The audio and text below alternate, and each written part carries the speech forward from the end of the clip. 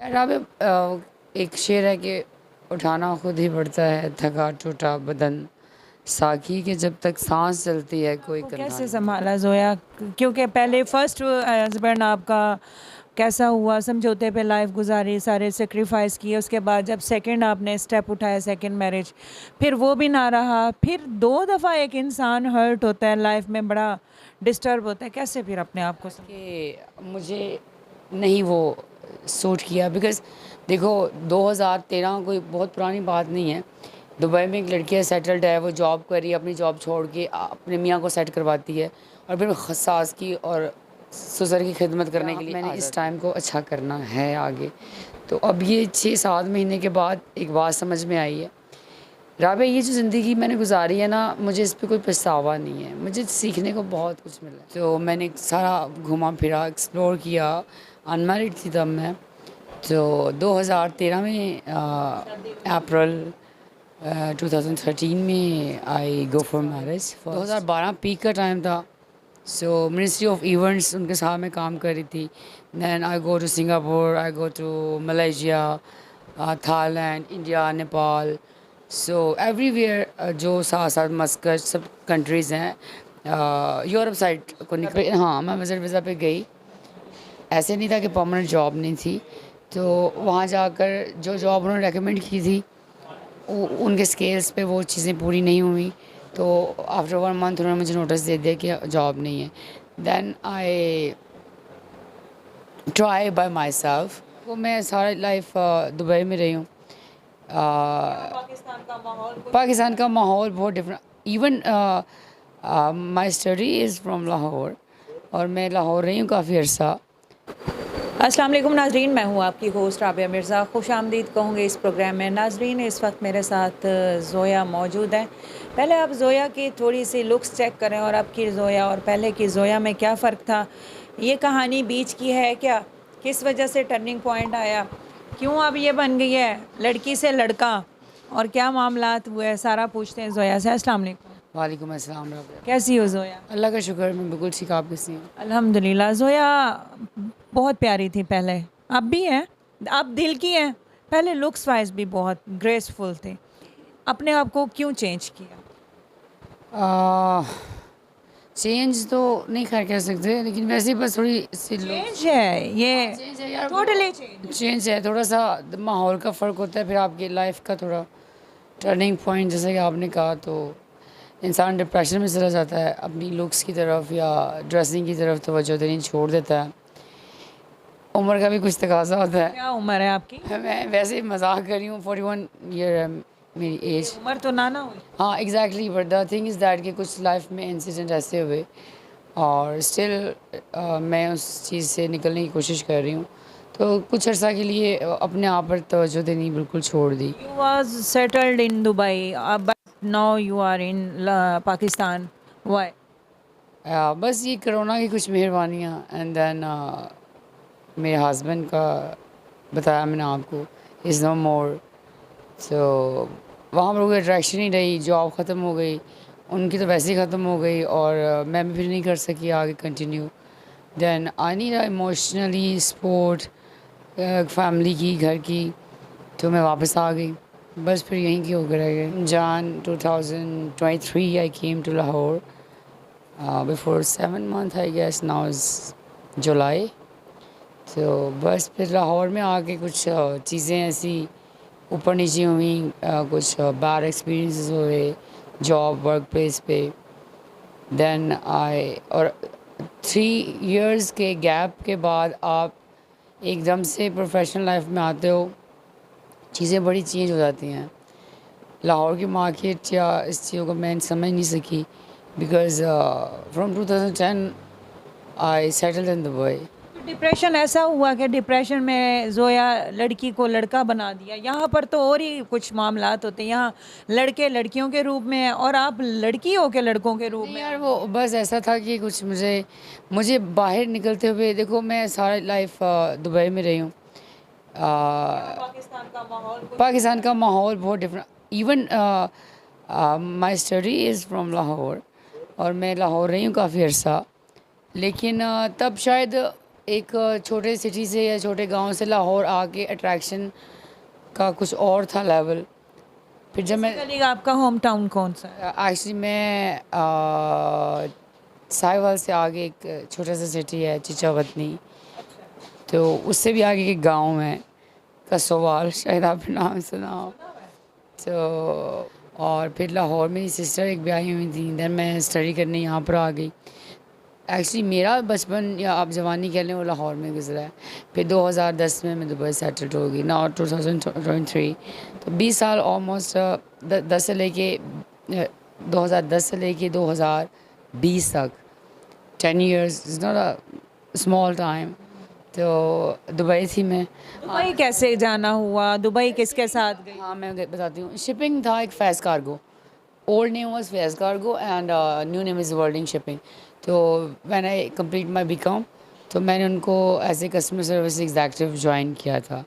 Then जब मियाँ साहब थे उन्होंने मुझे ऑफ़र किया कि if you want to work in Dubai then that time I was not married, तो आप कर लें। सो तब मैरिड थे? वीज़ा पे, हाँ मैं विजिट वीज़ा पे गई। ऐसे नहीं था कि परमानेंट जॉब नहीं थी। तो वहाँ जाकर जो जॉब उन्होंने रेकमेंड की थी उनके स्केल्स पे वो चीज़ें पूरी नहीं हुई। तो आफ्टर 1 मंथ उन्होंने मुझे नोटिस दे दिया कि जॉब नहीं है। Then I try by myself, और वहाँ पर मुझे 1 मंथ मज़ीद लगा एक्सटेंड करवा के वीज़ा मैंने। तो मैंने जॉब एक इवेंट ऑर्गेनाइजेशन थी वहाँ पर मुझे जॉब मिल गई और मैंने वर्क स्टार्ट कर दिया। देन आप वापस नहीं आना चाह रही थी फैमिली में, इसलिए आपने वहाँ पर? तब तो कोई ऐसा मसला ही नहीं था। आप हस्बैंड आपके साथ थे जब? मैं 2013 में मेरी शादी हुई थी, 2010 की बात कर रही हूँ। तो फिर वहाँ पर 3 साल ऑलमोस्ट गुजारे। 2012 पीक का टाइम था। सो मिनिस्ट्री ऑफ इवेंट्स उनके साथ मैं काम कर रही थी।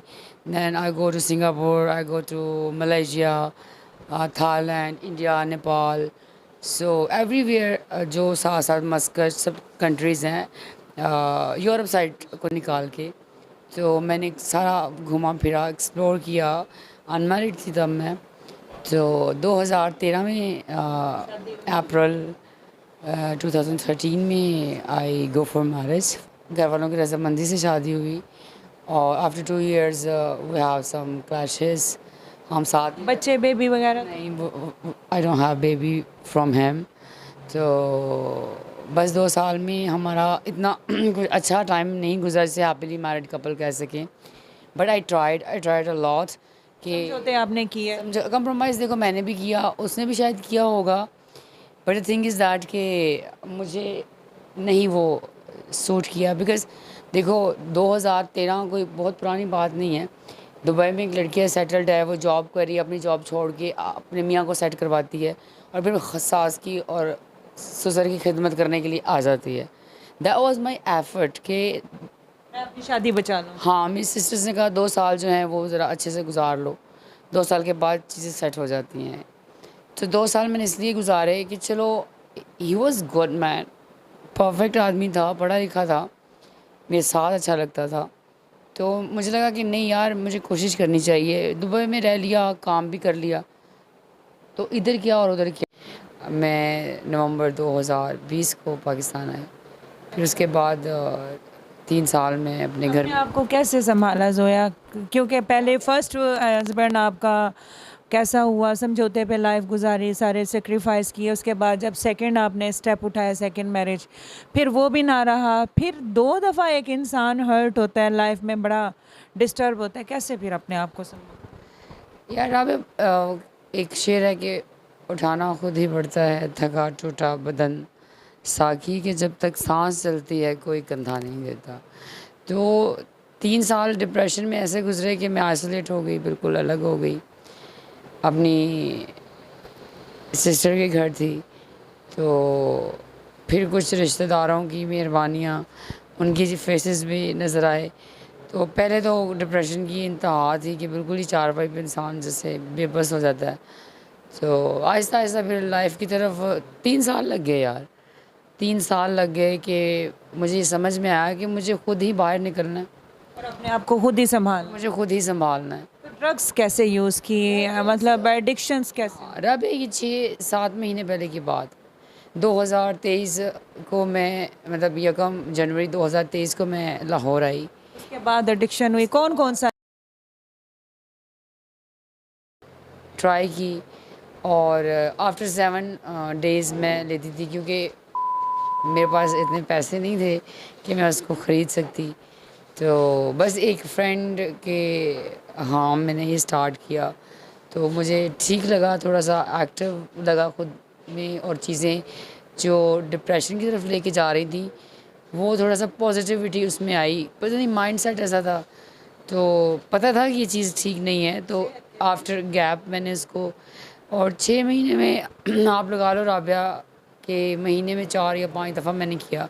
लेकिन वो लास्ट कुछ इंसिडेंट ऐसे हुए कि मैं बीमार हो गई लास्ट टाइम जब मैंने इसको ट्राई किया। तो अब आपने डिसाइड कर लिया। अब ये ज़ोया, मैं ये पूछना चाह रही हूँ, लुक्स आपकी मॉडल की तरह है, लाइफस्टाइल आपका मॉडल की तरह, बाय प्रोफेशन आप राइटर थी, तो ये क्या मतलब राइटर हो गया, ये तो बड़े आर्टिस्टिक लोग होते हैं, उनकी लुक्स भी आर्टिस्टिक, लेकिन लुक्स आपकी मॉडल्स की तरह थी। देखो, ये किसी चाहने वाले की फरमाइश पे, ख्वाहिश पे, मिंडिया टाइप और वो नहीं, बड़ा। actually देखो, दुबई ऐसी जगह है कि आप वहाँ पर ना दुनिया भर के लोग आते हैं। सो 127 नेशनलिटीज़ जो हैं वो वहाँ पर रिहाइश पजीर है। 205 के साथ मुल्क हैं पूरी दुनिया में। बाकी सारे लोग आते जाते रहते हैं, तो वो कल्चर जो है ना वो मिक्स है। तो अफ्रीकन मेरे बहुत अच्छे दोस्त थे वहाँ पर, जिस बिल्डिंग में मैं रहती थी वहाँ पर रहते थे। तो उनके वो जो हेयर स्टाइल से मैं काफ़ी इम्प्रेस होती थी। स्टार्ट से ही मुझे कॉपी करने का बड़ा शौक़ है लोगों को, कि अब वो नीचे पॉलर था तो वो कभी चल पड़ता था, फ्रेंड्स बन गई सारी। जो नए सीखना था, कहते आओ तुम्हें जो है वो तुम मॉडल करते हैं एज ए मॉडल। फिर वो पिक्चर्स मैंने खुद ही ली हुई सारी, कोई मैंने किसी टीवी कमर्शियल के लिए या किसी टीवी ड्रामा या किसी भी चीज़ के लिए काम नहीं किया। अब क्योंकि टाइम हमारे पास बहुत शॉर्ट है, मैं ये पूछना चाहूँगी कि हमारी ऑडियंस ने देखी है आपकी ये टिकटॉक भी हमने इस वीडियो में लगाई है, वो अब यही चाह रही होंगी कि ये वाली ज़ोया से बेहतर है वो पहले वाली, तो क्या ये एक्सपेक्ट कर सकते हैं कि पहले वाली ज़ोया दोबारा वापस? इंशाल्लाह बिल्कुल, ऐसे जैसे कि आप बात करी थी कि हर अरूज को ज़वाल है और हर ज़वाल को अरूज होता है। तो जो बुरा टाइम आपकी ज़िंदगी में आता है वो अच्छे के लिए आता है, क्योंकि अगर बुरा टाइम आएगा नहीं तो समझ कैसे आएगा कि वो अच्छा टाइम था या मैंने इस टाइम को अच्छा करना है आगे। तो अब ये 6-7 महीने के बाद एक बात समझ में आई है, राबे ये जो ज़िंदगी मैंने गुजारी है ना, मुझे इस पे कोई पछतावा नहीं है, मुझे सीखने को बहुत कुछ मिला है। देखते हैं जो कुछ समझने वाले हैं, दूर की नज़र रखने वाले हैं, वो आपसे किसी किस्म की बात नहीं करते होंगे, लेकिन कुछ लोग ये भी समझते हैं यार इसने इतना अरूज देखा, अब ज़वाल है, इसको शायद पैसों की ज़रूरत, बात को बड़ा कर रही हूँ, इसको शायद पैसों की लालच होगी, हम इसको पैसों की लालच के ऊपर।